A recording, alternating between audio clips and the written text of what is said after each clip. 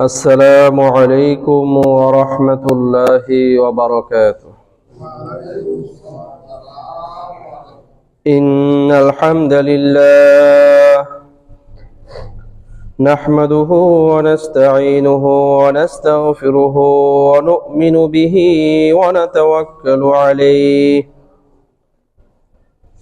ونعوذ بالله من شرور أنفسنا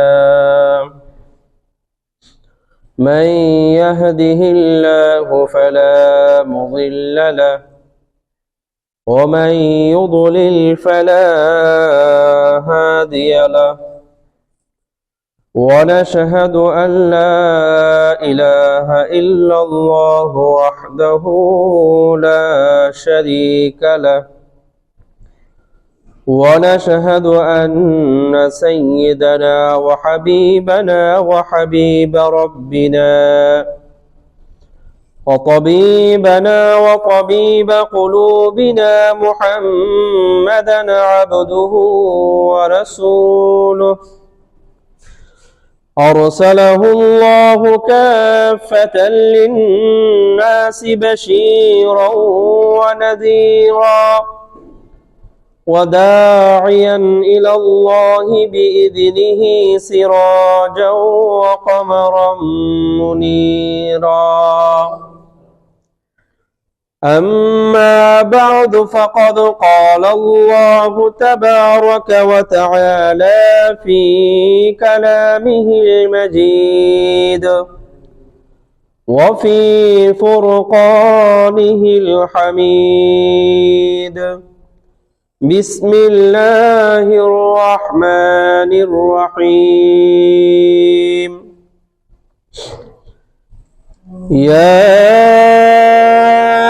أيها الذين آمنوا إذا قيل لكم تفسحوا في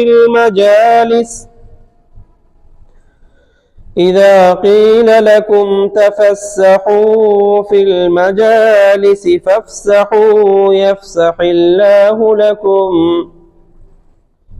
وإذا قيل انشزوا فانشزوا يرفع الله الذين آمنوا منكم والذين أوتوا العلم درجات والله بما تعملون خبير. صدق الله المولانا العظيم. وعن جابر رضي الله عنه عن النبي صلى الله عليه وسلم قال: لا يقيمن أحدكم أخاه يوم الجمعة ثم ليخالف إلى مقعده فيقعد فيه ولكن يقول افسحوا أو كما قال عليه الصلاة والسلام. صدق الله المولانا العظيم وصدق رسوله النبي الأمي الكريم ونحن على ذلك لمن الشاهدين والشاكرين والحمد لله رب العالمين. الحمد لله মহান আল্লাহ সুবহানাহু ওয়া তাআলা এর পাক ও সাফ দরবারে লাখ কোটি শুকরিয়া যে মহান আল্লাহ সুবহানাহু ওয়া তাআলা আমাদের সকলকে দীর্ঘ এক সপ্তাহ পর পবিত্র জুমার দিনে জুমার নামাজ আদায়ের উদ্দেশ্যে পৃথিবীর সর্বোৎকৃষ্ট স্থান এবং মহান আল্লাহ সুবহানাহু ওয়া তাআলা এর মনোনীত ঘর মসজিদে এসে জুমার নামাজ আদায় করা এবং জুমার নামাজ আদায়ের পূর্বে কোরআন ও হাদিস থেকে কিছু আলোচনা করা এবং শ্রবণ করার তৌফিক দান করেছেন। এজন্য আমরা সকলে হৃদয়ের অন্তঃস্থল থেকে একবার কালিমাতুশ শুকর পাঠ করে নিই, বলি আলহামদুলিল্লাহ। মহান আল্লাহ পাকের মেহেরবানি যে আল্লাহ রাব্বুল আলামিন আমাদেরকে দ্বীনে মুস্তাকিম দিয়েছেন, সঠিক ধর্ম দিয়েছেন, যে ধর্মের মাঝে কোনো ধরনের বক্রতা, কোনো ধরনের কুটিলতাকে স্থান দেওয়া হয়নি। সহজ সরল এবং সঠিক ধর্ম। আমরা বিভিন্ন সময় বিভিন্ন প্রেক্ষাপট নিয়ে জুমার আলোচনা করে থাকি। আজকের এই জুমাতে আল্লাহ রাব্বুল আলামিন যদি তৌফিক দান করেন, আপনারা যারা নিয়মিত আমার পিছনে নামাজ পড়েন, অনেক সময় অনেক মাসাইলগুলো আপনারা নিজেরাও জিজ্ঞেস করে থাকেন এবং অন্যের ক্ষেত্রেও জানার চেষ্টা করেন। এবং কিছু মাসাইল এমন থাকে যেগুলো আমার দৃষ্টিতেও পড়ে যে আসলে আপনাদেরকে জানানো দরকার। এই ধরনের বিক্ষিপ্ত কিছু মাসআলা নিয়ে আজকে আলোচনা করার নিয়ত করেছি। আল্লাহ রাব্বুল আলামিন যদি তৌফিক দান করেন তাহলে প্রত্যেকটা মাসআলা আমাদের সকলের জন্য আমলীয় হবে এবং সংশোধনের জরিয়া হবে ইনশাআল্লাহ। প্রথম বিষয়, আমরা আজকে যে দিনে আছি এটা হলো ইয়াউমুল জুমআহ, জুমার দিন। জুমআ শব্দটা জামি শব্দ থেকে আসে, যার অর্থ হলো একত্রিত করা। জুমার দিন, এই জুমার নামাজ যেহেতু আমাদেরকে সম্মিলিত করে, একত্রিত করে, এই জন্য এই দিনের নাম রাখা হয়েছে ইয়াউমুল জুমআহ। এবং এই দিনটা রাসূল আরবি সাল্লাল্লাহু আলাইহি ওয়াসাল্লাম আমাদেরকে জানায় দিয়েছেন, এটা হলো সপ্তাহের সর্বশ্রেষ্ঠ দিন। এই দিনের বিশেষ ইবাদতও আছে এবং সাধারণ ইবাদতেরও আলাদা ফজিলাত আছে। বিশেষ করে আমরা যে নামাজকে কেন্দ্র করে এটাকে জুমার দিন বলি, জুমার নামাজ বলি, এই জুমার নামাজের ক্ষেত্রে রাসূল আরবি সাল্লাল্লাহু আলাইহি ওয়াসাল্লাম তার উম্মতকে উৎসাহিত করেছেন যাতে করে জুমার দিন আমরা মসজিদে একটু আগে আগে যাই।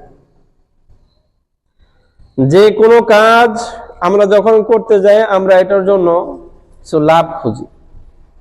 লাভ ছাড়া কোনো কাজ করতে মনে চায় না, এটাই আমাদের স্বভাব। বুখারী শরীফের মধ্যে 929তম হাদিস এবং মুসলিম শরীফের 850তম হাদিস। হযরত আবু হুরায়রা রাদিয়াল্লাহু তাআলা আনহু বর্ণনা করেন, রাসূল সাল্লাল্লাহু আলাইহি ওয়াসাল্লাম বলেছেন, ইদা কানা ইয়াউমুল জুমআ, যখন জুমার দিন হয়, যেই দিনের আলোচনা এই হাদিসে আসতেছে সেটা হলো আজকের এই দিন। রাসূল বলেছেন যখন কি হয়, জুমার দিন হয়। ওয়াকাফাতিল মালাইকাতু আলা বাবিল মসজিদ, ফেরেশতারা মসজিদের দরজায় অবস্থান করে। জুমার দিন হলে মসজিদের দরজায় ফেরেশতারা অবস্থান করে, সেখানে অপেক্ষা করে। তাদের হাতে কাগজ কলম আছে, লেখার জন্য প্রস্তুত হয়ে আছে। রাসূল আরবি সাল্লাল্লাহু আলাইহি ওয়াসাল্লাম বলেন, ইয়াকতুবুনাল আউওয়ালা ফাল আউওয়াল, তারা একজনের পর একজনের নাম ধারাবাহিক লিখতে থাকে। সর্বপ্রথম কে আসলো তার নাম লিখবে, এরপরে কে আসলো তার নাম লিখবে, এরপরে কে আসলো তার নাম লিখবে। এটা একটা ধারাবাহিকতা। তো রাসূল আরবি সাল্লাল্লাহু আলাইহি ওয়াসাল্লাম বলতেছেন, ফেরেশতারা জুমার দিন মসজিদের দরজায় অবস্থান করে আর একজনের পর একজনের নাম লিখতে থাকে। কে আগে আসলো, এরপরে কে আসলো, এরপরে কে আসলো, লিখতে থাকে। এখন এই যে ফেরেশতারা আগে নাম লিখবে, কারো নাম পরে লিখবে, সবাই তো জুমায় আসছে। সর্বপ্রথম যার নাম সেও জুমার নামাজ পড়তে আসছে, সবার শেষে যার নাম সেও জুমা পড়তে আসছে। তো সবার নামই তো ফেরেশতা লিখবে। এখন আমার নাম 1 নম্বরে তুলবো না 2 নম্বরে তুলবো, এতে লাভ কি? নাম উঠলেই তো হয়। তো রাসূল আরবি সাল্লাল্লাহু আলাইহি ওয়াসাল্লাম বলেছেন, ওয়া মাসালুল মুহাজ্জিরি কামাসালিল লাযী ইউহদি বাদানাতান, রাসূল আরবি সাল্লাল্লাহু আলাইহি ওয়াসাল্লাম বলেছেন, যে মানুষটা জুমার নামাজে সবার আগে উপস্থিত হয়, সবার আগে উপস্থিত হয়, এই দরজা দিয়ে সবার আগে প্রবেশ করবে, তো রাসূল আরবি সাল্লাল্লাহু আলাইহি ওয়াসাল্লাম বলেন তার উদাহরণ হলো ওই ব্যক্তির মতো যে ব্যক্তি আল্লাহর রাস্তায় একটা উট দান করেছে। ইহুদি শব্দের অর্থ হলো আল্লাহর রাস্তায় দান করা, আবার ইহুদি হাদি শব্দ থেকে আসে, এর অর্থ আল্লাহর রাস্তায় কুরবানি করা, একই কথা। তাহলে জুমার দিন সর্বপ্রথম যে মানুষটা মসজিদে প্রবেশ করলো জুমার নামাজের উদ্দেশ্যে, রাসূল আরবি সাল্লাল্লাহু আলাইহি ওয়াসাল্লাম বলেন এই লোকটা ওই ব্যক্তির মতো যে ব্যক্তি আল্লাহর রাস্তায় একটা উট দান করেছে। এখন বলেন তো, আল্লাহর রাস্তায় একটা উট দান করা কত বড় ফজিলতের কাজ, কথা বুঝি না? আমাদের সমাজের মধ্যে বড় একটা গরু যদি কেউ কুরবানি করে কোরবানির দিন, আমরা যারা আল্লাহ রাব্বুল আলামিনকে ভালোবাসি, মহব্বত করি, আল্লাহর জন্য বেশি ইবাদত করতে চাই, আমাদের দিলের মধ্যে একটু খোঁচা লাগে, হায় এত বড় কুরবানি যদি আমি আল্লাহর জন্য করতে পারতাম। সামর্থ্য তো নাই, আফসোস লাগে যদি আমি এত বড় কুরবানিটা আল্লাহর জন্য দিতে পারতাম। তা আমাদের সমাজে উট কুরবানি দেওয়ার সামর্থ্য আর কয়জনের আছে? উট কুরবানি দেওয়া কিন্তু গরুর চাইতে অনেক দামি, আর আমাদের দেশে তো সচরাচর পাওয়াও যায় না। তো রাসূল আরবি সাল্লাল্লাহু আলাইহি ওয়াসাল্লাম আমাদেরকে আমল শিখিয়ে দিলেন, জুমার দিন যদি সবার আগে মসজিদের দরজা দিয়ে প্রবেশ করো তো ফেরেশতারা তোমার আমল নামায় একটা উট আল্লাহর রাস্তায় দান করলে যেই পরিমাণ সওয়াব সেটা লিখে দেবে। একটা উট কুরবানি করার সামর্থ্য হয়তো আমার নাই, কিন্তু একটা উট কুরবানি করার সমপরিমাণ সওয়াব আমল নামায় লেখার সামর্থ্য সবারই আছে, শুধু সৎ নিয়ত করলেই হবে। যদি আমি নিয়ত করি, আরে 5 মিনিট পরে তো প্রতিদিনই যাই, আজকে একটু 5 মিনিট আগে যাই, তাহলেই তো আল্লাহ রাব্বুল আলামিনের দফতরে আমার আমল নামায় এত বড় একটা নেকি উঠবে। এটা হলো ওই ব্যক্তি যে ব্যক্তি সবার আগে জুমার দিন মসজিদে দরজা দিয়ে প্রবেশ করেছে। এরপর রাসূল সাল্লাল্লাহু আলাইহি ওয়াসাল্লাম বলেন, সুম্মা কাল্লাযী ইহুদি বাকারা, এরপর দ্বিতীয়তে যে ব্যক্তি প্রবেশ করলো, রাসূল বলেছেন তার উদাহরণ হলো ওই ব্যক্তির মতো যে ব্যক্তি আল্লাহর রাস্তায় একটা গরু কুরবানি করেছে অথবা আল্লাহর রাস্তায় একটা গরু দান করেছে। আল্লাহর রাস্তায় একটা গরু দান করা, এই ক্ষেত্রে গুরুত্বপূর্ণ বিষয় হলো আল্লাহ রাব্বুল আলামিন যখন আমাদেরকে কোনো কিছু হাদিয়া দেন, কে হাদিয়া দেন? আল্লাহ। আল্লাহ রাব্বুল আলামিন যখন আমাদেরকে কোনো কিছু দেন, বুঝতে হবে আল্লাহ রাব্বুল আলামিন পরিপূর্ণ দেন, পূর্ণাঙ্গ দেন, ত্রুটিপূর্ণটা আল্লাহ দেন না। তো রাসূল সাল্লাল্লাহু আলাইহি ওয়াসাল্লাম বললেন এরপরে যে প্রবেশ করবে, কাল্লাযী ইহুদি বাকারাতান, এই শব্দটা হলো নাকিরা। আরবি ব্যাকরণ অনুযায়ী যে শব্দটা নাকিরা হয় ওই শব্দটা পরিপূর্ণ বোঝায়। অতএব আল্লাহ রাব্বুল আলামিন দ্বিতীয়তে যে বান্দা মসজিদে প্রবেশ করবে তার আমল নামায় পরিপূর্ণ হৃষ্টপুষ্ট বড় একটা গরু কুরবানি করার সওয়াব দেবে, ছোট বড় না। বাকারাতান মানে হলো পরিপূর্ণ একটা গরু, যেই গরুটা হৃষ্টপুষ্ট, মোটা তাজা, আবার বড় সড়ো।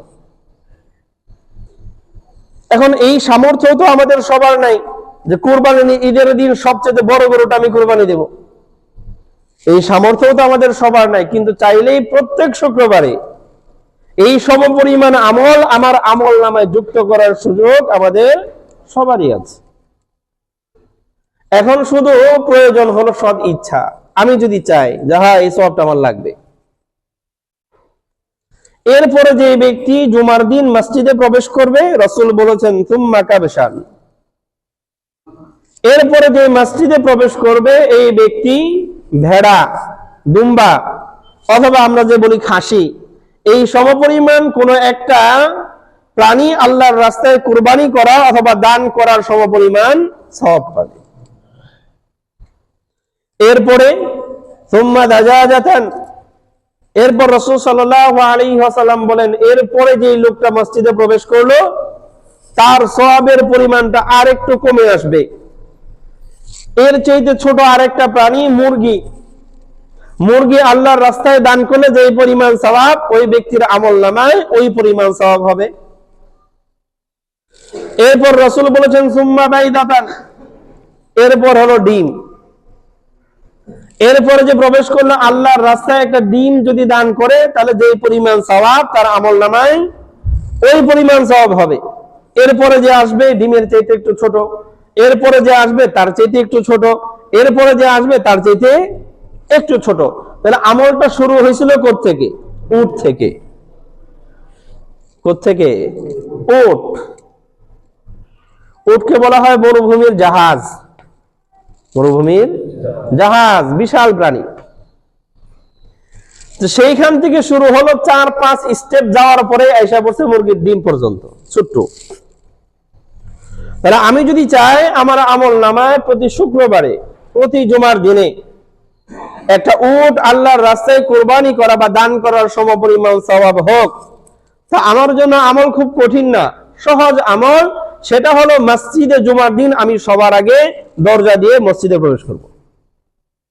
আমি যদি চাই আমার আমল নামায় আল্লাহ রাব্বুল আলামিন একটা পরিপূর্ণ গরু কুরবানি দেওয়া অথবা দান করার সওয়াব আল্লাহ রাব্বুল আলামিন দান করুক, আমল খুব কঠিন না। আমি সবার আগে যাওয়ার জন্যই মসজিদে প্রবেশ করতে গেছি, দেখি আমার আগে মাত্র একজন প্রবেশ করছে, আমি সেকেন্ড হয়ে গেছি। তো আল্লাহ রাব্বুল আলামিন আমার আমল নামায় এরকম পরিপূর্ণ একটা গরু কুরবানি করার সওয়াব দান করে দেবে। এই যে কথাগুলো, এগুলো কোনো কাল্পনিক কাহিনী নয়, বরং আল্লাহ রাব্বুল আলামিনের পক্ষ থেকে দেওয়া অফার। অনেক সময় দেখবেন আমরা খুব সহজে কাউকে কিছু সুযোগ দিয়ে দেই, আল্লাহ রাব্বুল আলামিন জুমার দিন আমাদেরকে এরকম সুযোগ দিয়ে দিয়েছেন। অল্প আমলের মাধ্যমে আল্লাহ রাব্বুল আলামিনের কাছ থেকে অনেক বড় উপহার পাওয়ার একটা সুযোগ আল্লাহ রাব্বুল আলামিন দিয়েছেন, আমরা চাইলেই করতে পারি। অনেকেই মনে করি এরকম, আচ্ছা প্রতি জুমায় ইমাম সাহেব যখন বয়ান শুরু করে, খুতবা তো সেই একই, খুতবা দেওয়ার পরে সেই একই কথা বলে, আল্লাহ জুমার নামাজ পড়ার তৌফিক দিয়েছে, তাহলে একই কথা বারবার শোনার দরকার কি? এগুলো বলতে ইমাম সাহেবের হয়তো 2-3 মিনিট সময় যায়, তো 2-3 মিনিট পরে যায়। মনে রাখতে হবে জুমার দিন শুধুমাত্র জুমার দিন মসজিদে আসা, ইমাম সাহেবের শুধু বয়ান শোনার উদ্দেশ্যে আসা না, আমার আমল নামায় বড় সওয়াব লেখানোর উদ্দেশ্যেও আসতে হবে। আল্লাহ রাব্বুল আলামিন তৌফিক দান করেন। এইভাবে একজনের পর একজনের নাম লেখা হচ্ছে, লেখা হচ্ছে, লেখা হচ্ছে, লেখা হচ্ছে, চলতে থাকে কতক্ষণ পর্যন্ত? রাসূল আরবি সাল্লাল্লাহু আলাইহি ওয়াসাল্লাম বলেন, ফাইদা খারাজাল ইমাম, যখন ইমাম সাহেব খুতবা দেওয়ার জন্য বের হয়, ইমাম সাহেব যখন খুতবা দেওয়ার জন্য বের হয়, মুয়াজ্জিন সাহেব জুমার দিন দ্বিতীয় আজান দিয়ে দিয়েছে, ইমাম সাহেব খুতবা দেবে, এই সময় পর্যন্ত ফেরেশতারা লিখতে থাকে।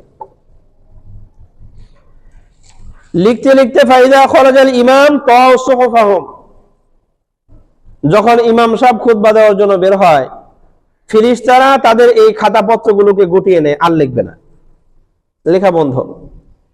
তো ইমাম সাহেবের খুতবা শুরু হওয়ার পরে যারা মসজিদে আসছে তাদের নাম ফেরেশতাদের ওই তালিকায় উঠবে না। তো ফেরেশতারা এই তাদের দফতরগুলোকে গুটিয়ে নেয় কেন?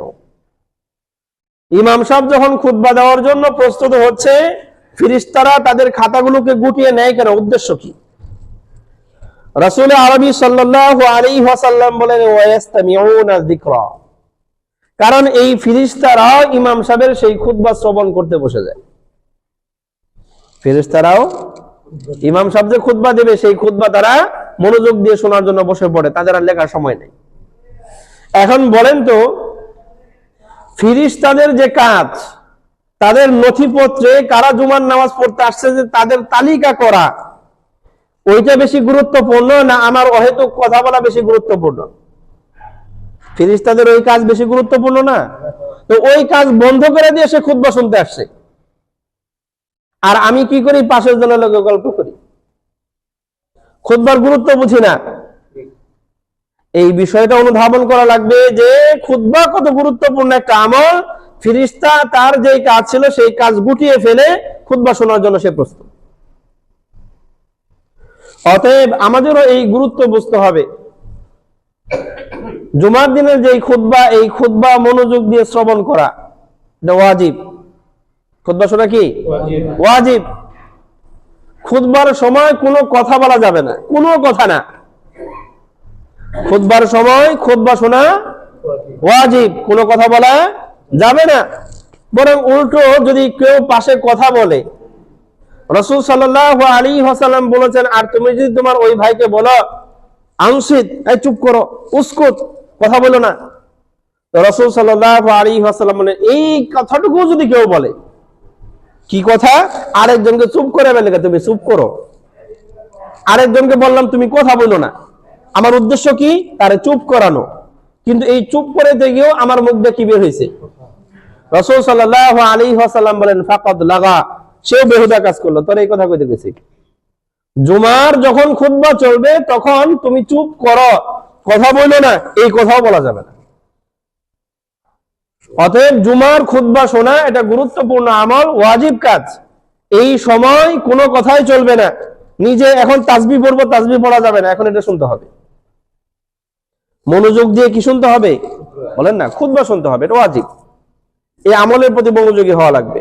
তখন একজন আরেকজনের সাথে কথাও বলা যাবে না, কেউ কথা বললে তার দিকেও মনোযোগ দেওয়া যাবে না। এই গুরুত্বটা বোঝানোর জন্য রাসূল আরবি সাল্লাল্লাহু আলাইহি ওয়াসাল্লাম হাদিসটাকে লম্বা করে এই পর্যন্ত আমাদেরকে শোনায় দিয়েছেন যে ফেরেশতা যে লিখতে থাকে, যখন ইমাম সাহেব খুতবা দেওয়ার জন্য বের হয়েছে, লেখা বন্ধ, কাগজপত্র সব গুটিয়ে বাস রেখে দেয়। এরপরে ফেরেশতার কাজ কি? সেও খুতবা শোনে। ফেরেশতাও কি শোনে? খুতবা শোনে। আল্লাহ রাব্বুল আলামিন আমাদেরকে বোঝার তৌফিক দান করেন। মানে এই প্রথম হাদিস দ্বারা আমি আপনাদেরকে বুঝাইতে চাইলাম যে জুমার দিন আগে আগে মসজিদে আসলে এত বড় ফজিলত, যেই ফজিলত হয়তো আমি লক্ষ লক্ষ টাকা খরচ করেও অর্জন করতে পারবো না।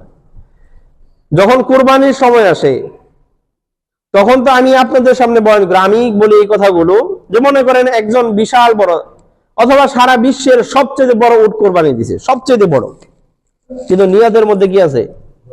গরমিল আছে। ওর কোরবানি কি কবুল হইব? সে 50 লাখ টাকা খরচ করুক, 2-3 কোটি টাকা খরচ করুক, ওর কোরবানির কোনো মূল্য নাই। অথবা যদি এমন হয় তার উপার্জন সম্পূর্ণটা হারাম, উপার্জন কি হারাম, তাহলে কি ওর কোরবানি কবুল হইব? হইব না। তাহলে এর কোরবানিও কবুল হয় না, নিয়তের সমস্যা। এর কোরবানিও কবুল হয় না কারণ তার উপার্জনের সমস্যা। এত সমস্যার পরে কোরবানি দিলাম, কোরবানি হইল না। এত টাকা খরচ করার পরেও কোরবানি হয় না। কোরবানি হয় কি হয় না গ্যারান্টি দেওয়ারও কি নাই, সুযোগ নাই। কিন্তু জুমার দিন কোন বান্দা যদি সবার আগে মসজিদে আসে, আল্লাহ রাব্বুল আলামিন তার আমল নামায় যে একটা উট কোরবানির সওয়াব দেবেন, এই নিয়ে কোনো ভেজাল নাই। এখানে কি নাই? কথা কি বুঝাইতে পারলাম? এখানে কি নাই? ভেজাল নাই। এই জন্য দেখেন বাস্তবিক পক্ষেও একটা উট কুরবানি দিয়ে সওয়াব পাবো কিনা কি আছে সন্দেহ আছে, কিন্তু জুমার দিন সবার আগে আসলে একটা উট কুরবানির সওয়াব কোনো কি নাই, সন্দেহ নাই। তাহলে এই সুযোগ কেন মিস করি?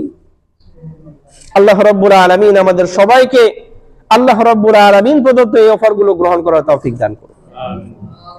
এরপর আরেকটা বিষয় খেয়াল করেন, আমরা অনেকে এমন আছি জুমার দিন সবার আগে আসলাম, আলহামদুলিল্লাহ, আসার পরে করি কি ওই পিছের কাতারে বসে থাকি। কোন কাতারে? এই যে জুমার দিন সবার আগে মসজিদে প্রবেশ করলাম, এটার আলাদা একটা সওয়াব আছে। আবার এই সামনের কাতার তো পুরোটাই ফাঁকা, আমি তো প্রথম আসছি, আর কেউ তো এখনো আসেই নাই। আমি বসে পড়ি দ্বিতীয়, তৃতীয়, চতুর্থ কাতারে, সামনে আসতে চাই না। আমাদের অবস্থা এমন হয়েছে সামনে আসতেই মনে চায় না, কেউ ডাক দিলেও আসতে মন চায় না। সামনে কাতার ফাঁকা থাকলে আমরা আরেকজনকে ধাক্কা দিয়ে পাঠাই, তুমি যাও। আমাদের এই দুনিয়ার হাইসিয়তে দেখবেন কোথাও যদি কোনো লাভ থাকে, আমি নিজে না যাই কি আরেকজনকে কোনো সময় পাঠাই? আগে নিজে যাই, তারপরে যদি ভালো মনে হয় তাহলে তার বুদ্ধি দিয়ে তুমিও আসো। কিন্তু কোন জায়গায় যদি দেখি এনে গেলে বিপদ হইব, আর আমার মানসিকতা যদি কি থাকে, খারাপ থাকে, তাহলে আমি তো যাবো না, আরেকজনের ধাক্কা যাবো না, যা। এটাই তো কথা বলে না। আচ্ছা, সামনের কাতারে অবস্থাটা এরকম হয়েছে, আমার যাইতে মনেই চায় না, আরেকজনের ধাক্কা দেবে, তুই যা, মনে হয় যে এখানে খুব বিপদ আছে। আল্লাহ মাফ করুন। বুখারী শরীফের মধ্যে 2689তম হাদিস, হযরত আবু হুরায়রা রাদিয়াল্লাহু তাআলা আনহু বর্ণনা করেন, রাসূল বলেছেন, লাউ ইয়ালামুন নাস, রাসূল বলেছেন লাউ ইয়ালামুন নাস, যদি মানুষেরা জানতো, যদি জানতো। আচ্ছা, কি পরিমাণ সওয়াব রাসূল বলেন নাই। আল্লাহ রাব্বুল আলামিন কি একটা উট কুরবানি পরিমাণ সওয়াব দেবে, রাসূল বলেন নাই। সারা দুনিয়া দান করলে যে পরিমাণ সওয়াব হবে, এটাও রাসূল বলেন নাই। রাসূল শুধু বলেছেন লাউ ইয়ালামুন নাস, যদি মানুষেরা জানতো, যদি। এটা সওয়াব কি পরিমাণ, রাসূল এটা গোপন রাখছেন। গোপন রাখছেন কেন? রাসূল বুঝাইতে চাইছেন সওয়াবটা এত বেশি, যেই বেশি পরিমাণ সওয়াব হইলে মানুষের দিলে আগ্রহ তৈরি হয়। কেমন আগ্রহ হয়?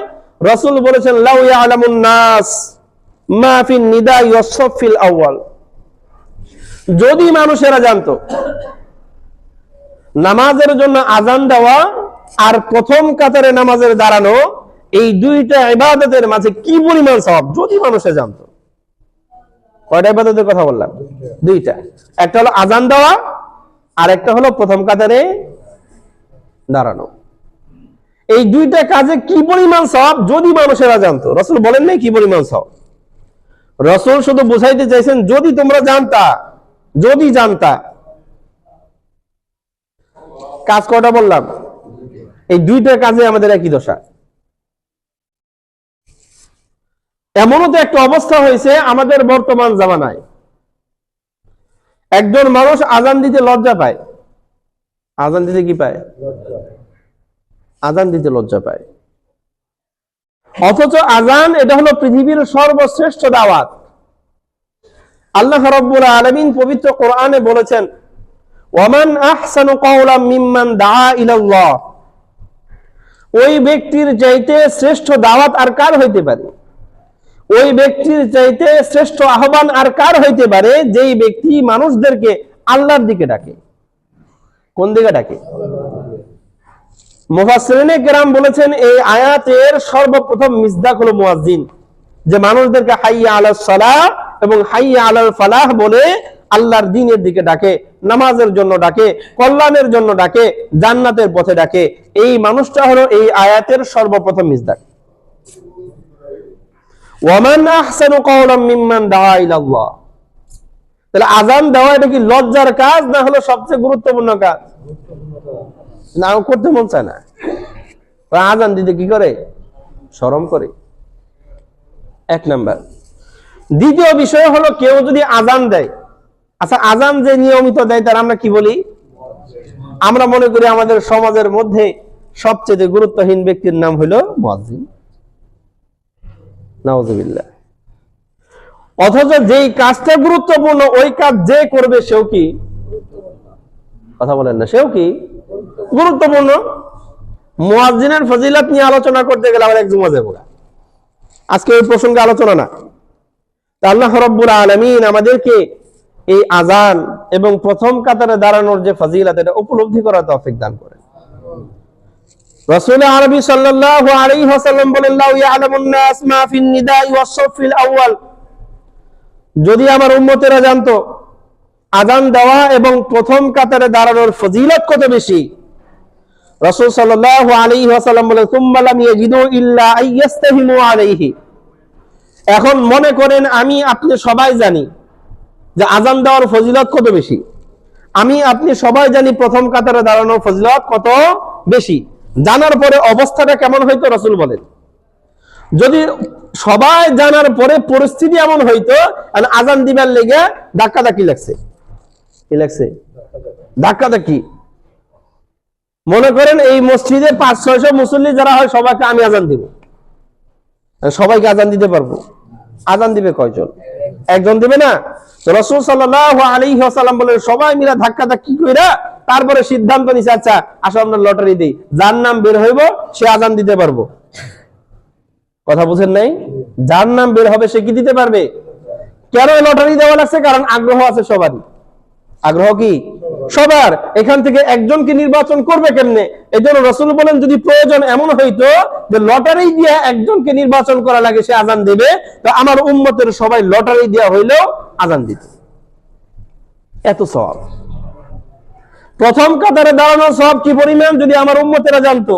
জানার পরে যদি পরিস্থিতি এমন হইতো সবাই প্রথম কাতারে দাঁড়াইতে চায়, দ্বিতীয় কাতারে তো কেউ দাঁড়াইবো না, দাঁড়াইবো কোথায়? তৃতীয় কাতারে তো যাইবই না, কথা বুঝেন না? দোতলায় তো উঠবই না, কোন কাতারে দাঁড়াইবো?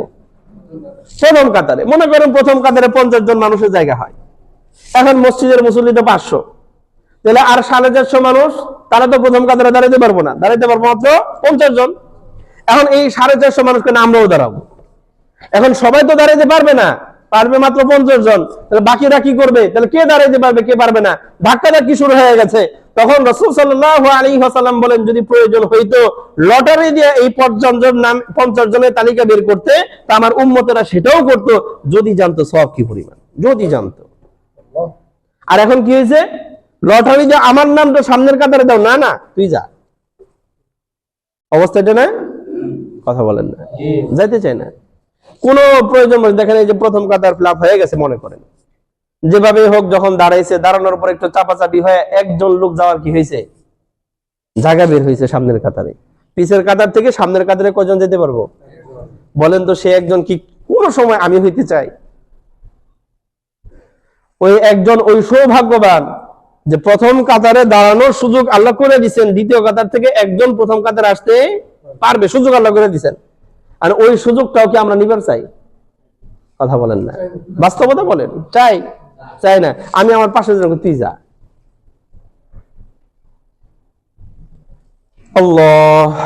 আল্লাহ রাব্বুল আলামিন আমাদেরকে বোঝার তৌফিক দান করেন।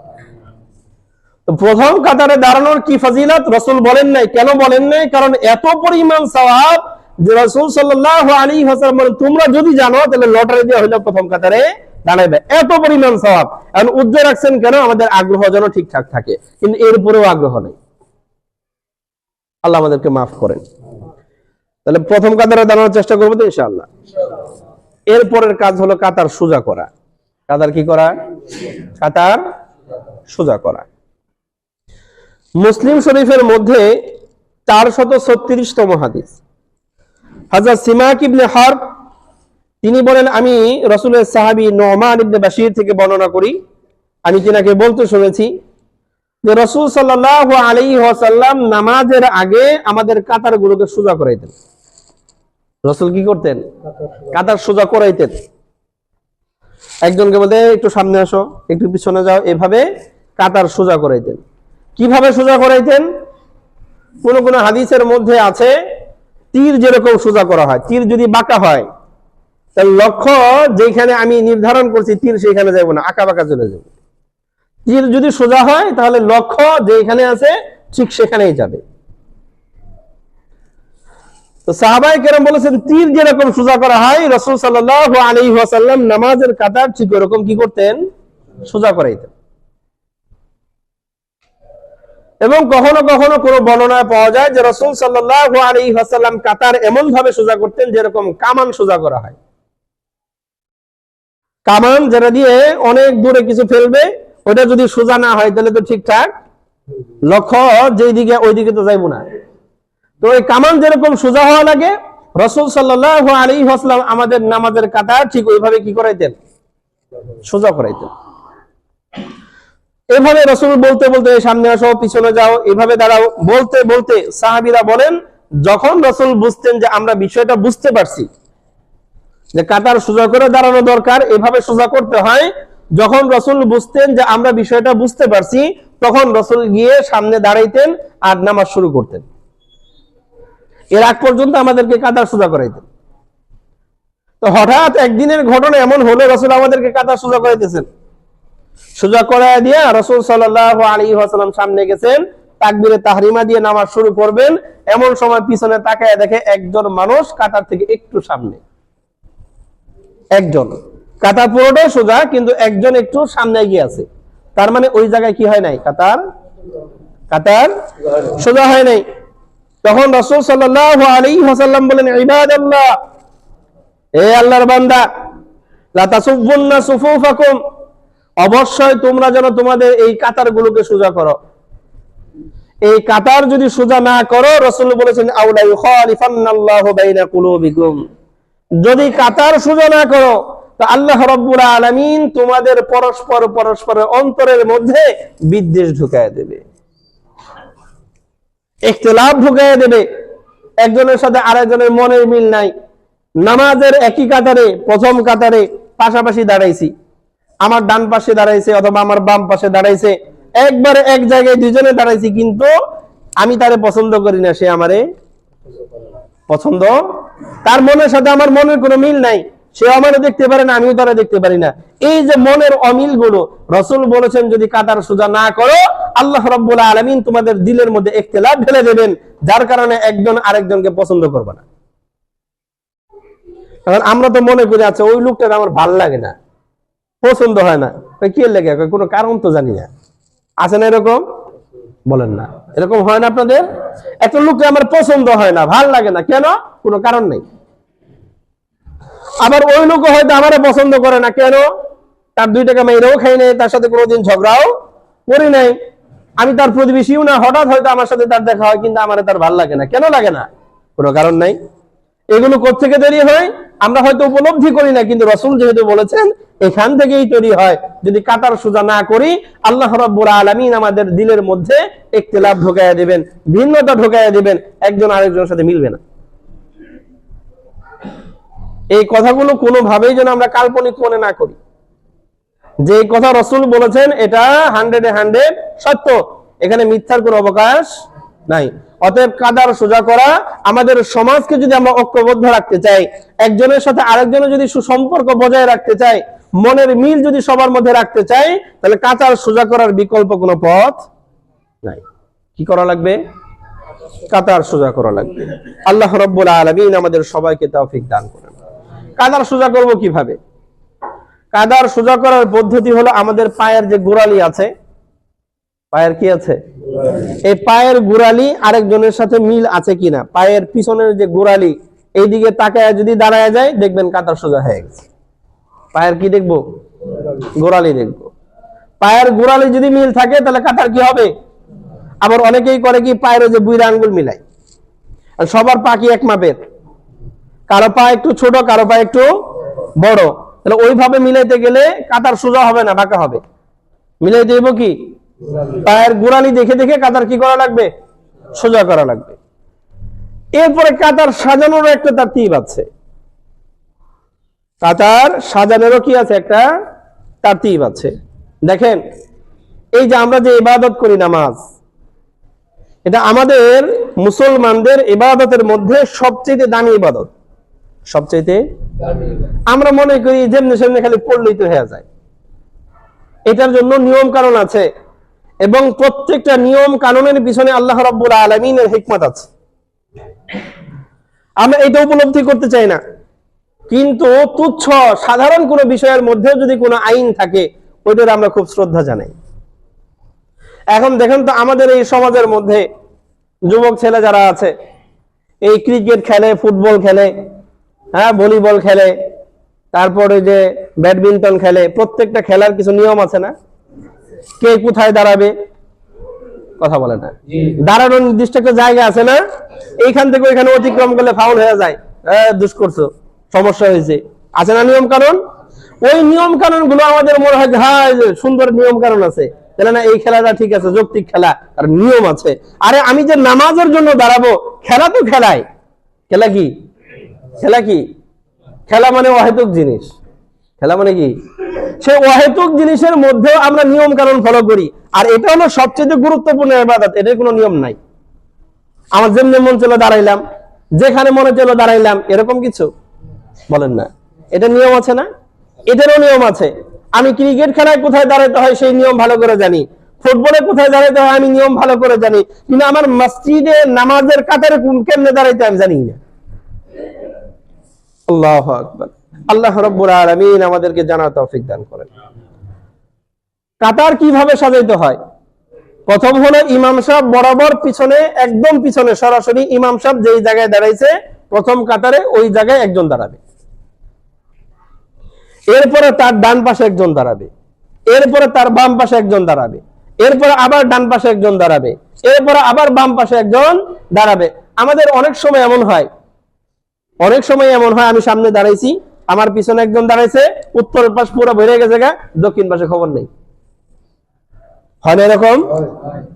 তারপরে আমার বলতে হয়, ভাই এই উত্তর পাশ থেকে দুইজন দক্ষিণ পাশে আসেন, তারপরে দুইজন যাইতেছে। আর এই যে আমার যে বলার প্রয়োজন পড়ে, এটা সমস্যার কিছু না, কিন্তু বিষয়টা হলো আমরা যে জানি না, জানা দরকার না। অতএব আমি যখন মসজিদে আসবো, দেখলাম জামাত দাঁড়ায় গেছে, তো কাতারের অবস্থা দেখবো কোন পাশে লোক বেশি আছে। যে পাশে বেশি আছে আমি ওই পাশে যাব না, যেই পাশে কম দাঁড়াচ্ছে ওই পাশে যাব। আমরা নির্বাচন করি মসজিদে গেলে আমি ওই উত্তর পাশে গিয়ে খারাপ, দক্ষিণ পাশে লোক কম থাকার এটা না, বরং নিয়ম হলো যেই পাশে লোক কম আছে আমি ওই পাশে গিয়ে দাঁড়াবো। এরপর আরেকজন যখন আসবে দেখবে দুই পাশ সমান, সে ডান পাশে গিয়ে দাঁড়াবে। কথা কি বুঝাইতে পারতেছি আপনাদের? এই নিয়মটা কি জানা থাকবে তো সবার? ইনশাআল্লাহ মানতে পারবো তো ইনশাআল্লাহ? আল্লাহ রাব্বুল আলামিন কবুল করেন। এরপর আরেকটা গুরুত্বপূর্ণ মাসআলা, বিশেষ করে আমাদের মধ্যে এরকম হয়, জুমার দিন জুমা ছাড়া আমি আসছি অনেক পরে, কিন্তু আমার তো মনে চায় প্রথম কাতারে বসবো। কোন কাতারে? এখন প্রথম কাতারে বসতে গিয়ে আমি দুই ধরনের কাজ করি, যে দুইটা কাজই অন্যায়। কয় ধরনের কাজ? দুই ধরনের কাজ।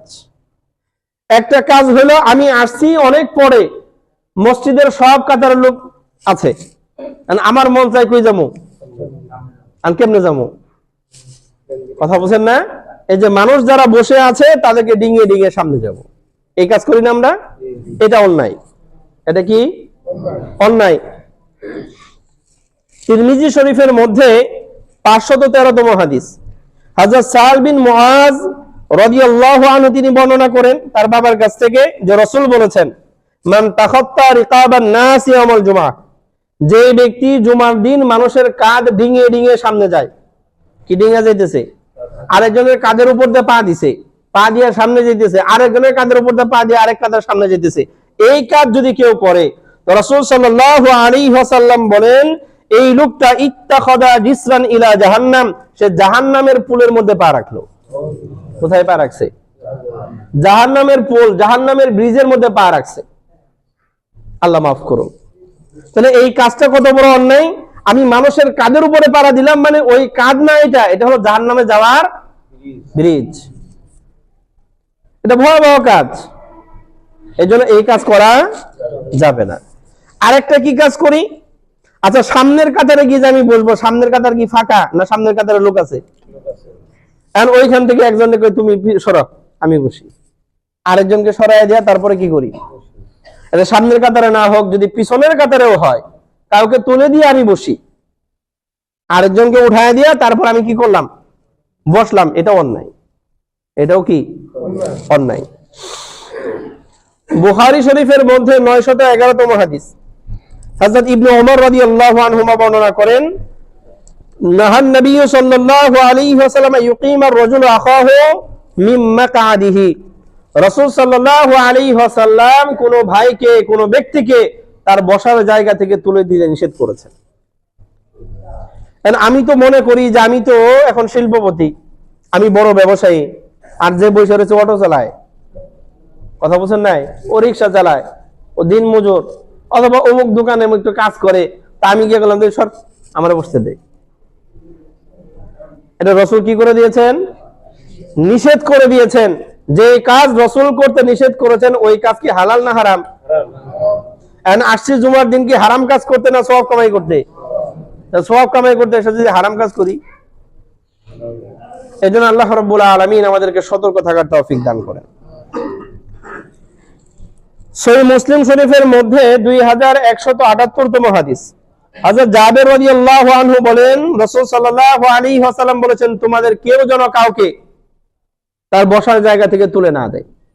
যদি প্রয়োজন পড়ে, জায়গা নাই, সবগুলো কাতার ফ্লাপ হয়ে গেছে, মসজিদে কি নাই, আর আমি যে কাউরে উঠে দিব না, আমি বসুন কই? কথা কি বুঝাইতে পারলাম? বসার কি পাইতেছি না, জায়গা পাচ্ছি না, এই সময় আমি কি করবো? তখন রাসূল সাল্লাল্লাহু আলাইহি ওয়াসাল্লাম বলেছেন, তাহলে একজনকে বলবা, ভাই একটু চাইপা চুপা বসে আমারে কি দাও, বসার জায়গা দাও, আরেকজনকে তুলে দিয়া না। বলা ভাই আমার একটু কি করে দাও, বলেন না কি করে দাও, জায়গা করে দাও। তো ওইভাবে জায়গা করে দিবে, সেখানে বসবা। এখন দেখেন আল্লাহ রাব্বুল আলামিন আমাদের এই ধর্মের মধ্যে কত সুন্দর ব্যালেন্স করছেন। এখন মনে করেন আমি সবার শেষে আসছি, পুরা কাতার ফ্ল্যাপ হয়ে আছে, আর আমার কেরা জায়গা করে দিব? যদি কইতে চাইবা চুপা বসে আমরা কি দাও, জায়গা করে দাও। যারা রিল্যাক্সে বসে আছে তারা কইব হ্যাঁ আমরা চাইবা চুপা বসে তোমারে আমরা জায়গা করে দিই। কথা বুঝছেন না? এরকম হবে না। তো আল্লাহ রাব্বুল আলামিন পবিত্র কোরআনে সূরা মুজাদালা, আমি বারবারই বলি যে পবিত্র কোরআনের মাঝে আল্লাহ রাব্বুল আলামিন যতগুলো হরফ, যতগুলো নুকতা আনছেন সবগুলো গুরুত্বপূর্ণ। এমনকি দেখেন পবিত্র কোরআন এটা উসুলের কিতাব, মূল মূল কথাগুলো আল্লাহ উল্লেখ করেছেন, সব কথা নাই। যেমন 5 ওয়াক্ত নামাজ পড়ো, ফজরের নামাজ কয় রাকাত কোরআনে নাই, জোহরের নামাজ কয় রাকাত কোরআনে বলেন না নাই, রুকু কেমনে দিমু কোরআনে নাই, সিজদা কেমনে দিমু কোরআনে নাই, প্রথম রাকাতে কি কি কিরাত কেমনে পড়া লাগে কোরআনে নাই, ওযু কেমনে করবেন কোরআনে নাই। তো আল্লাহ রাব্বুল আলামিন শুধু বলেছেন পবিত্রতা অর্জন করো, কেমনে করব রাসূল শিখিয়ে দিয়েছে। আল্লাহ বলেছেন নামাজ পড়ো, কেমনে পড়ুম রাসূল শিখিয়ে দিয়েছে। আল্লাহ বলেছেন রুকু করো, কেমনে করুম রাসূল শিখিয়ে দিয়েছে। তো সব কথা তো কোরআনে আল্লাহ আনেন নাই, কোরআনে আনছেন সবচেয়ে গুরুত্বপূর্ণ মূল পয়েন্টগুলো আল্লাহ এনেছেন। সেই কোরআনের মধ্যে সূরা মুজাদালা আয়াত নাম্বার 11 দেখেন কোন কথাটা আল্লাহ উল্লেখ করেছেন। তা আল্লাহ যেই কথা উল্লেখ করেছেন সেটা অনেক গুরুত্বপূর্ণ কথা। কি কথা? আল্লাহ রাব্বুল আলামিন বলেছেন ইয়া আইয়ুহাল্লাযীনা আমানু ইযা কিলা লাকুম তাফাসসাহু ফিল মাজালিস। আল্লাহ রাব্বুল আলামিন বলেছেন হে ঈমানদাররা, যখন তোমাদেরকে বলা হয় যে মজমার মধ্যে যেখানে বসছো একটু লড়ে চড়ে একটু জায়গা করে দাও। কি করে দাও?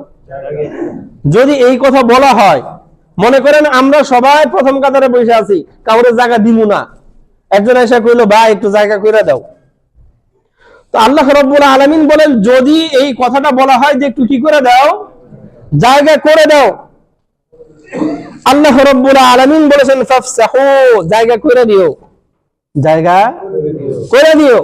কে বলেছেন? আল্লাহ। বলেন তো এই কথা কি কোরআনে বলার দরকার ছিল? দরকার ছিল বলেই তো আল্লাহ বলছেন। কেমন গুরুত্বপূর্ণ বিষয়। নামাজ কয় রাকাত আল্লাহ বলেন নাই, নামাজ কয় রাকাত আল্লাহ বলেন নাই, ওযু কিভাবে করতে হয় আল্লাহ বলেন নাই, কিন্তু আল্লাহ রাব্বুল আলামিন বলতেছেন যদি কোনো মজমায় এমন হয় জায়গা নাই, একজন এসে বলল ভাই একটু জায়গা করে দাও, আল্লাহ বলেছেন ফাফসাহু, কি করে দিও, জায়গা করে দিও। তুমি যদি এইখানে জায়গা করে দাও আল্লাহ রাব্বুল আলামিন সেইখানে জায়গা করে দিবেন। কথা কি বুঝাইতে পারলাম? এনে কি জায়গা করে দিলাম, মসজিদে একটু বহার জায়গা দিয়ে দিলাম, আর আল্লাহ রাব্বুল আলামিন আমাকে জান্নাতে জায়গা করে দিবেন। এটা আমার কথা না, কার কথা? আল্লাহর কথা। সূরা মুজাদালা আয়াত নাম্বার 11 আল্লাহ রাব্বুল আলামিন বলেছেন ফাফসাহু, জায়গা করে দিও, ইয়াফসাহিল্লাহু লাকুম, আল্লাহ রাব্বুল আলামিন তোমাদের জায়গা করে দিবেন। তাহলে পদ্ধতি কি? কাউকে উঠিয়ে দিয়ে সেইখানে বসা না, বরং সেইখানে গিয়ে আবদার করা, ভাই একটু জায়গা করে দাও আমিও বসি। আর যারা বসে আছে তাদেরকে আল্লাহ বললেন যদি কেউ বলে তাহলে জায়গা করে দিও, তো আল্লাহও তোমাদের জন্য জান্নাতে জায়গা করে দিবেন। এখন কত সুন্দর ব্যালেন্স দেখেন। একজনকে বলো তুমি উঠায়া দিও না, তুমি বললো ভাই আমার একটু জায়গা করে দাও, আর আল্লাহ বলতেছেন তুমি জায়গা দিও, দিলে আমিও তোমার জান্নাতে কি দেব। কথা কি বুঝাইতে পারলাম? অতএব আমরা বলবো জায়গা করে দাও, আর যারা বসে আছি আমরাও জায়গা করে দেব। যদি দেই আল্লাহ আমাদেরকে কি করবেন, জান্নাতে জায়গা করে দিবেন। আল্লাহ রাব্বুল আলামিন আমাদেরকে কবুল করেন। এরপরে গুরুত্বপূর্ণ আরেকটা মাসআলা বলি, সেটা হলো একটা কাতার পরিপূর্ণ হয়ে গেছে, আমি মসজিদে আসছি, আমি একজন, সামনের কাতারে একটু ফাঁকা নাই, পিছের কাতারে কেউ নাই, আমি কয়জন? একজন। রাসূল সাল্লাল্লাহু আলাইহি ওয়াসাল্লাম কাতারের পিছনে একা দাঁড়াইতে নিষেধ করছেন। দ্বিতীয় কাতারে খালি আমি একা, আর কেউ নাই, এভাবে দাঁড়াইতে রাসূল কি করেছেন? নিষেধ করেছেন। তা আমি করব কি? তো এই ক্ষেত্রে ফুকাহায়ে কেরাম বলেছেন যদি এমন হয় যে আমি আশাবাদী আরো মুসল্লি আসবে, আরো আসবে, তাহলে আমি একজন রুজু করতে দেখে আসছি, আরেকজন ইস্তিনজাখানায় দেখে আসছি, তাহলে আরো দুই একজন কি করবে, তাহলে আমি একাই দাঁড়িয়ে যাব, কারণ আমার সাথে আরো কি আসবে, মুসল্লি আসবে। আর যদি এমন হয় যে না উযুখানায় তো না, ওইখানেও না, ডানে বায়ে কোনো লোকই দেখি না, আমি একা, মনে হয় না আর কেউ আসবে। এই ক্ষেত্রে করণীয় কি? এই ক্ষেত্রে করণীয় বিধানটা আমরা সবাই শিখে রাখি, সবাই একটু সবারই জানা দরকার। করণীয় বিষয় কি? সামনের কাতারের একদম এক পাশ থেকে একজন লোককে আমি ডাক দিয়ে পিছন দিক থেকে টাইনা নিয়ে আসবো। যে মানুষটা নামাজে দাঁড়িয়ে আছে, কোথায় দাঁড়িয়ে আছে, সে ওইভাবেই পিছন দিকে যখন একজনের টান দিয়ে ধরছে না, সে ওইভাবেই ধীরে ধীরে পিছনের দিকে চলে আসবে, তার কাছে গিয়ে দাঁড়াবে। এটা হলো মাসআলা। এটা কি?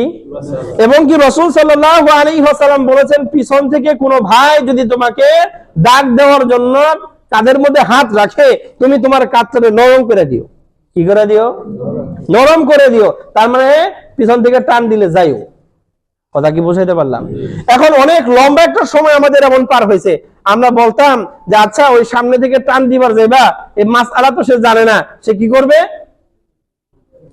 নামাজ নষ্ট করে ফেলাইবার। হ্যাঁ, আমরা টানস কে? কথা কি বুঝাইতে পারলাম? যার কারণে আমাদের এই সমাজের মধ্যে একটা ভ্রান্তি ছড়ানো আছে, নামাজি যেহেতু নষ্ট করবো তো টান দেওয়া যাবে না, একাই খারাপ। কিন্তু মাসআলা এটা না। মাসআলা হলো সামনের কাতার থেকে একজনকে টান দিয়ে আইনা সাথে দাঁড়ানো। কথা কি বুঝাইতে পারলাম? আর ওই যে নামাজ যে নষ্ট করবো তো মাসআলা জানে না, ওরা যে টান দিলাম ও কি করবো? হ্যাঁ হ্যাঁ, আমরা টান দেশকে বলবে না, নামাজ নষ্ট করবে না, করুক। একবার নামাজ নষ্ট করুক, তারপরে মাসআলা শিখুক। কথা কি বুঝাইতে পারলাম? এখন যদি কোন নামাজ নষ্ট করে, কিয়ামত পর্যন্ত তার মাসআলা শিখাবো না। একদিনও নামাজ নষ্টই করুক, অন্তত ওই বরাতে মুসল্লি যারা আছে সবাই মাসআলাটা শিখুক। অতএব মাসআলার উপর আমল করতে হবে। আর মাসআলা না জানার কারণে কি সমস্যা হইব ওই চিন্তা করা যাবে না। মাসআলা শিখাইতে হইব, শিখতে হইব। বুঝাইতে পারলাম তো ইনশাআল্লাহ? আল্লাহ রাব্বুল আলামিন কবুল করেন। আরেকটা মাসআলা বলে আজকে আলোচনা শেষ দিই। আরেকটা মাসআলা হলো এই যে মুসল্লির সামনে দিয়ে অতিক্রম করা। একজন নামাজ পড়তেছে, তার সামনে দিয়ে আমরা চলাফেরা করি, এরকম হয়? এরকম হয়। তো এই কাজ করাটা এমন জঘন্য অন্যায়। যেমন রাসূল সাল্লাল্লাহু আলাইহি ওয়াসাল্লাম বলেছেন, প্রথম কাতারে দাঁড়ানো আর আজান দেওয়ার কি পরিমাণ সওয়াব যদি জানতো তাহলে লটারি দিত। আর এই ক্ষেত্রে রাসূল বলেছেন, কেউ যদি জানতো নামাজীর সামনে দিয়ে অতিক্রম করলে কি পরিমাণ গুনাহ। কথা বুঝেন না? তাহলে রাসূল বলেছেন তাহলে 40 অবস্থান করতে। 40 কি? সাহাবীরা বলছেন রাসূল 40 দিন বলেছেন, নাকি 40 মাস বলেছেন, নাকি 40 বছর বলছেন, খেয়াল নাই। কিন্তু ফুকাহায়ে কেরাম বলেছেন 40 বছর হবে। কত বছর? যদি জানতো কি পরিমাণ গুনাহ, তাহলে 40 বছর দাঁড়িয়ে থাকতো, কিন্তু নামাজের সামনে দিয়ে পার বলেন না, পার হতো না। আর আমরা তো অনায়াসেই যাইতে আছি। কত বড় গুনাহ যদি মানুষে জানতো, 40 বছর দাঁড়ায় থাকতো। 40 বছর মানে কারো জীবনের সম্পূর্ণ সময়। 40 বছর মানে আমাদের এই বর্তমান জামানায় সর্বোচ্চ হায়াত যে পায়, 80 বছর 85 বছর, তার অর্ধেক জীবনটাই। কত বড় গুনাহ যে এই গুনাহ থেকে বাঁচার জন্য 40 বছর হলেও কি থাকতো, আর সেই গুনাহ অনায়াসে করতে আছি। এই জন্য এই মাসআলাটাও খেয়াল রাখবো, নামাজের সামনে দিয়ে অতিক্রম করা কি নাই, জায়েজ নাই। কি নাই? কারণ এই ক্ষেত্রে দুই একটা মাসআলা জানি, নাইলে আবার সমস্যা। বললাম যদি মাসআলা জানলে সুযোগ লাভ আছে, আর না জানলে কি আছে, সমস্যা আছে। নামাজের সামনে দিয়ে অতিক্রম করা হারাম। কি করা হারাম? অতিক্রম কাকে বলে? এক পাশ থেকে আরেক পাশে যাওয়া। অতিক্রম মানে কি? এই যে আমি মনে করেন নামাজে দাঁড়িয়ে আছি, আমার এই পাশে খাড়া আছেন, এই দিক দিয়ে গেলেন, এটার নাম কি? অতিক্রম করা। এটা কি নাই? এটা জায়েজ নাই। কিন্তু আরো দুইটা বিষয় আছে, ওই বিষয়গুলোকে আমরা মনে করি কি নাই, জায়েজ নাই। একটাকে বলা হয় সুউদ, আরেকটাকে বলা হয় নুজুল। মনে করেন আমি নামাজে দাঁড়িয়ে আছি, আপনি হুবহু আমার সামনে নামাজ পড়তেছেন, একবারে বরাবর। আর আপনার নামাজ শেষ, আমার নামাজ তো কি হয় নাই। আর আপনি তো মনে করছেন থেকে উঠে গেলে গা, ওই যে নামাজের সামনে দিয়ে অতিক্রম করলে যে গুনাহ, সেই গুনাহ। ভালো নিয়ত আপনার, আপনি চুপচাপ বসে আছেন, অনেক লম্বা সময় অপেক্ষা করতে, আপনার তো অস্থির লাগতেছে। এখন মনে রাখবেন, নামাজের বরাবর সামনে যে নামাজ পড়তেছে ওই ব্যক্তির নামাজ শেষ, আমার নামাজ এখনো কি হয় নাই। ওই ব্যক্তি যদি ওইখান থেকে উঠে যে কোনো এক পাশ দিয়ে চলে যায়, এটা হারাম না। এটারে অতিক্রম বলে না। এটারে কি বলে না? এটারে কি বলে না? অতিক্রম বলে না। এটাকে বলা হয় নুজুল, প্রস্থান করা, চলে যাওয়া। এটা কি আছে? এটা জায়েজ আছে। এটা কি আছে? এখন দেখেন এই মাসআলা কি সবাই জানি? আর না জানার কারণে কি হয়, আমি যদি আপনাদেরকে না জানাইয়া রাখি, কিছু মানুষ তো আমলই করবে না, কোন নিয়তে করে না, গুনাহ হয় অজ্ঞা জামগা। কথা কি বুঝতে পারলাম? আবার কিছু মানুষ জানে না, যদি জানতো যে আমার গুনাহ হইব না তাহলে যাইতো, কিন্তু জানে না তো, যার কারণে কি আছে, তাহলে ওই ব্যক্তির যে বসে থাকা না জানার কারণে, জানে না কেন, আমি জানাই নাই। কথা বুঝেন না? তাহলে এই যে মানুষের উপর যে জুলুম হইলো, তার যে কষ্ট হইলো, এটা কারণ তো আমি, এই জন্য জানাই দিলাম। মনে করেন একজন নামাজে দাঁড়িয়ে আছে, আমি বরাবর সামনে আছি, নামাজ শেষ, এখন আমি যে কোনো এক পাশ দিয়ে চলে গেলে এটা কি হবে না, নামাজের সামনে দিয়ে অতিক্রম করার গুনাহ হবে না। আচ্ছা, আরেকটা মাসআলা কি, মনে করেন দ্বিতীয় কাতারে একজন মানুষ নামাজ পড়তেছে, প্রথম কাতার আমরা সোজা করব, নামাজে দাঁড়াবো, সে সুন্নত পড়তেছে, এখন ওই যে ওনার বরাবর সামনের জায়গাটা তো ফাঁকা, ওই ব্যক্তি নামাজ পড়তেছে না, তার সামনের জায়গা কি ফাঁকা, উনি কেমনে দাঁড়াবো? এখন মনে রাখবেন যে এই ব্যক্তি নামাজ পড়তেছে, ডান দিক থেকে অথবা বাম দিক থেকে এসে হুবহু তার সামনে দাঁড়াইলে এটাও নামাজের সামনে দিয়ে অতিক্রম করা না। কথা কি বুঝাইতে পারলাম? অতএব যে কোনো এক পাশ থেকে তার সামনে গিয়ে দাঁড়াইয়া ওইখানে নামাজে দাঁড়াইলে এটা নামাজের সামনে দিয়ে অতিক্রম করার কি হবে না, গুনাহ হবে না। মাসলা তো বুঝতে পারছি? হ্যাঁ। এখন হলো নামাজের সামনে দিয়ে এক পাশ থেকে আরেক পাশে অতিক্রম করা, এটা কিসের কাজ? গুনাহের কাজ। কি পরিমাণ গুনাহ? রাসূল বলেছেন যদি জানতা কি পরিমাণ গুনাহ, 40 বছর দাঁড়ায় থাকতে তাও যাইতা না। ক্লিয়ার? হ্যাঁ, এই মাসআলা জানাইলাম, আপনাদের বোঝা হালকা করলাম। আরো ছোট্ট একটা কথা, সময় চলে গেছে তাও বলবো, এটা সেটা হলো দাঁড়িয়ে পেশাব করা। কি করা? দাঁড়িয়ে পেশাব করা, এটা হারাম। দাঁড়িয়ে পেশাব করা কি হারাম। দ্বিতীয় কথা, আমাদের এই যে ইস্তিনজাখানা, এই ইস্তিনজাখানা ইস্তিনজা কারা করে? বেশিরভাগ তো নামাজিরা করে। কারা করে? আচ্ছা, নামাজিরা, নামাজ যারা পড়ে না তাদের চেয়ে ভালো মানুষ না? কথা বলে না। যারা নামাজ পড়ে না তাদের তুলনায় যারা পড়ে তারা তো ভালো মানুষ।